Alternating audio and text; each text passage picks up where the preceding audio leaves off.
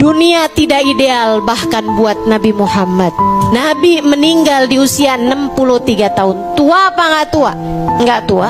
63 tahun teman-teman. Dulu saya kirain kayak tua gitu. Ternyata enggak, suami saya udah mau deket 60 tahun.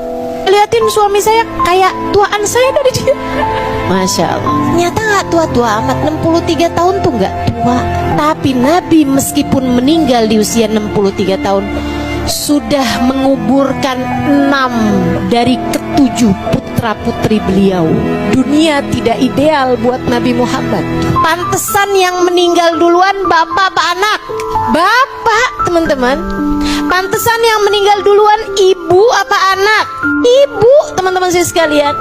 Kamu kan selalu ngelihat anakmu dengan nak nanti kalau mama meninggal, nak nanti kalau mama meninggal.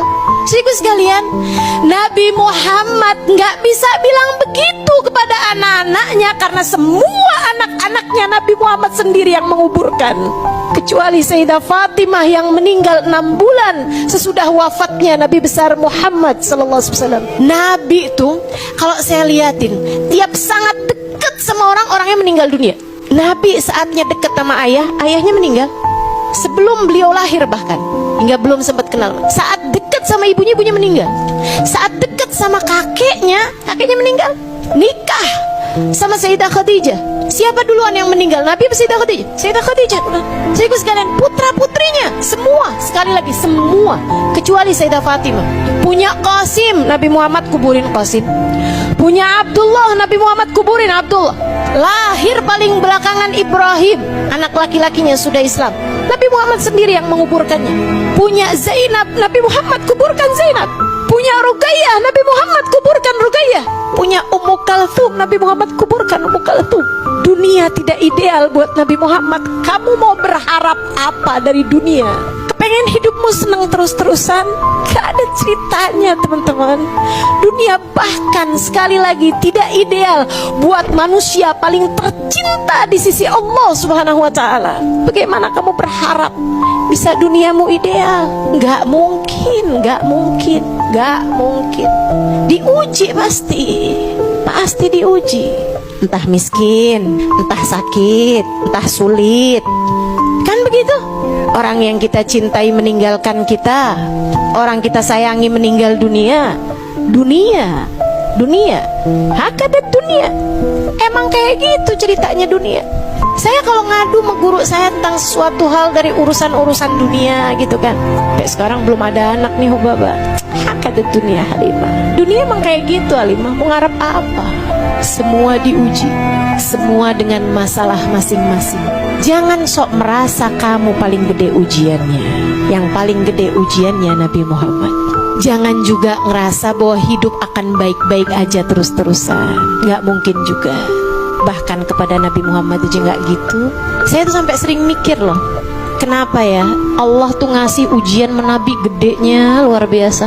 Kayak semua jenis ujian pernah dirasakan sama Nabi Muhammad, sampai ke mentoknya gitu. Betul gak? Dibenci sama orang. Teman-teman saudara sekalian, siapa di antara kita dibenci sampai pedang berjejer di depan rumahnya? Siapa? Ada? Gak ada. Nabi Muhammad pernah. Siapa di antara kita yang dibenci sampai ditaruh racun di makanannya? Ada? Gak ada. Siapa di antara kita yang dibenci orang sampai diusir dari kota tempat tinggal? 53 tahun beliau hidup di sana. Ada? Yang sampai diusir dari condet ada? Gak ada, sayang sekalian. Tapi Nabi Muhammad iya. Kenapa Nabi mengalami semua ujian-ujian berat? Sebab dokter yang hebat, ia mengalami apa yang dikeluhkan oleh pasiennya. Ia pernah mengalami semua, merasakan semua yang dirasakan pasiennya. Dia bakal jadi dokter yang hebat. Dan Nabi Muhammad Allah persiapkan buat kita umatnya teman-teman. Karenanya Allah berikan kepada Nabi Muhammad semua jenis musibah-musibah berat, agar di saat kamu sedang ditimpa musibah apapun aja bentuknya, kamu bisa bilang, ya Rasulullah, assalatu wassalamu alaika ya sayyidi ya Rasulullah, khud biyadi qallat hilati adrikni ya Rasulullah. Kita bisa bilang, Allahumma salli ala sayyidina Muhammadin qad daqat hilati adrikni ya Rasulullah. Salawat salam terkhusus untukmu wahai Rasulullah. Qad daqat hilati, telah buntu jalanku, tak tahu lagi harus bagaimana.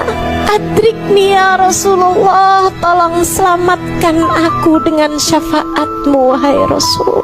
Dan saat itu Nabi menjadi satu-satunya orang yang akan berkata kepadamu, aku mengerti perasaanmu, sebab aku pernah mengalami bahkan yang lebih berat darimu.